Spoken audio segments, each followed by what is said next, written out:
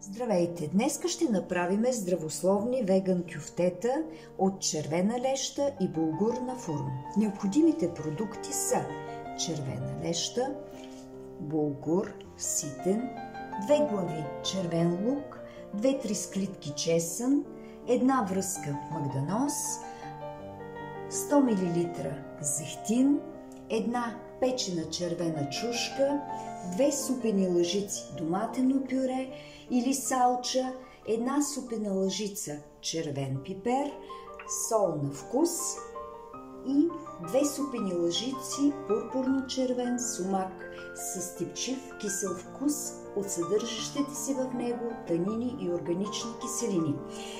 Като свързващ агент се слагат и 2 яйца.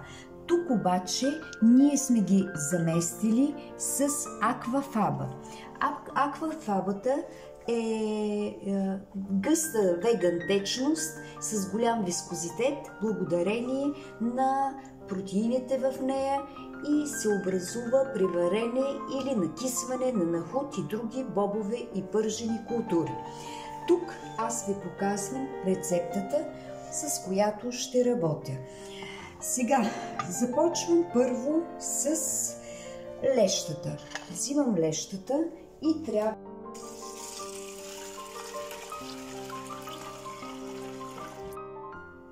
след като сме измили хубаво лещата, я поставям в тенжерата, където ще долея с 500 мл вода. Това е количество фактически 1 към 2,5 леща към топла вода. Наливам топлата вода в лещата и ще я оставя на котлона да ври за 15-20 минути. Сега поставям на котлона и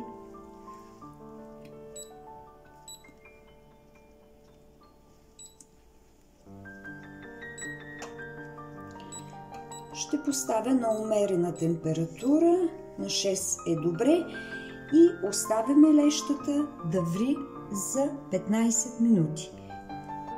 Докато ври лещата, аз ще си подготвя зеленчуците и ще си ги нарежа. Така, и чушката.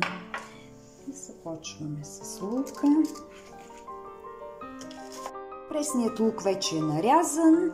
Прибавяме го при стария лук, който ще започнем да режем.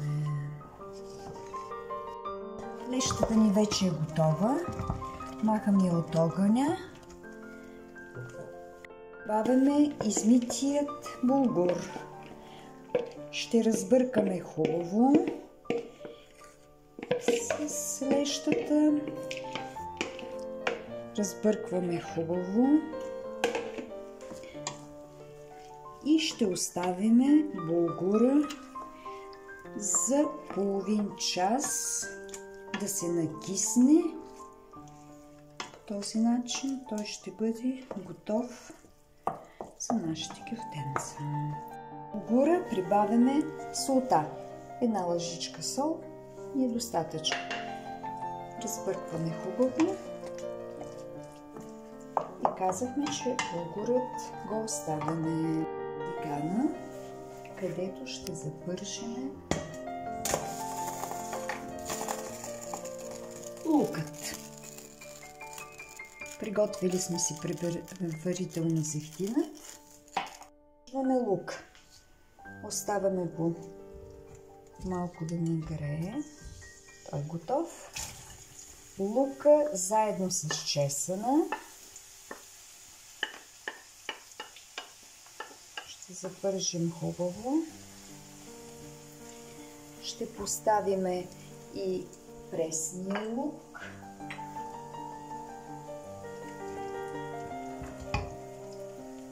Така.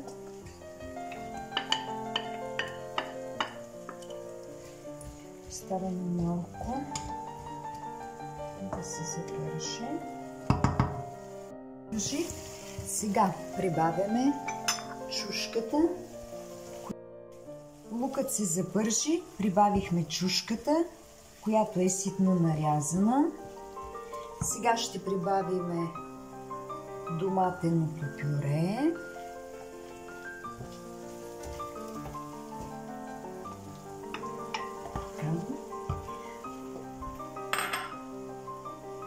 Сумакът.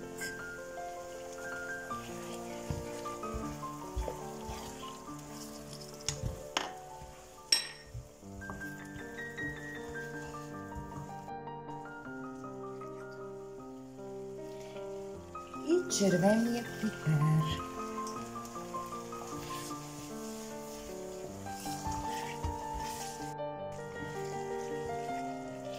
Лукът с подправките вече е изпържен. Носи се чудесен аромат.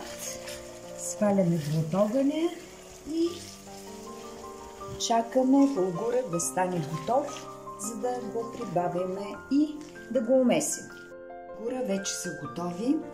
Към тях ще прибавим малко черен пипер.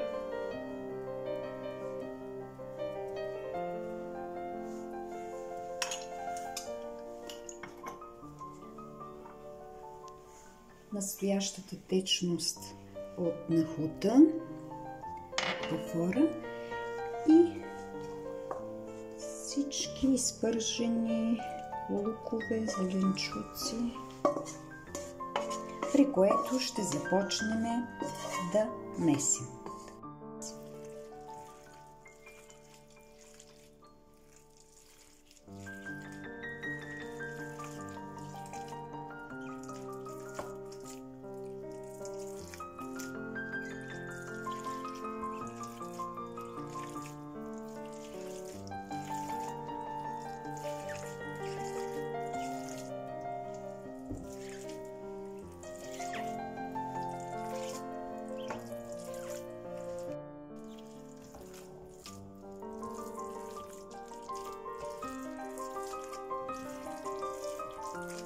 Много хубаво трябва да се умеси, всичко да се разбърка, да попие едно в друго,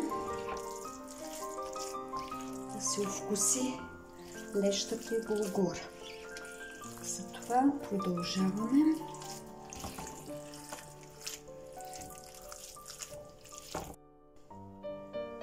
Лещата с булгура е вече умесена. И сега я оставяме в хладилника да предстои за 30 минути.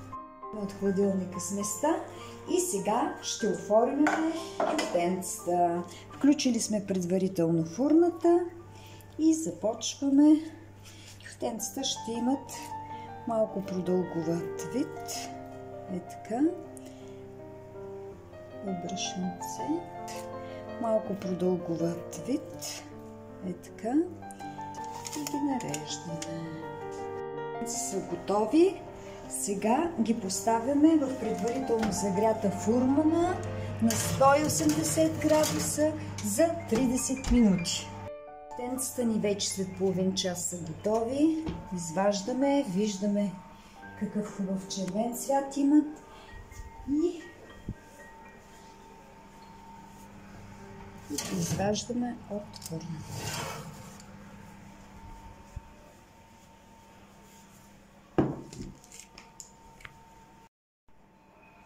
И това е резултатът от нашата работа.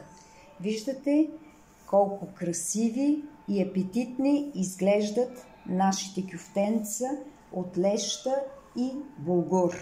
А сега ще ви покажа колко нискокалорично е едно кюфте, което е само 30 грама. Добър апетит!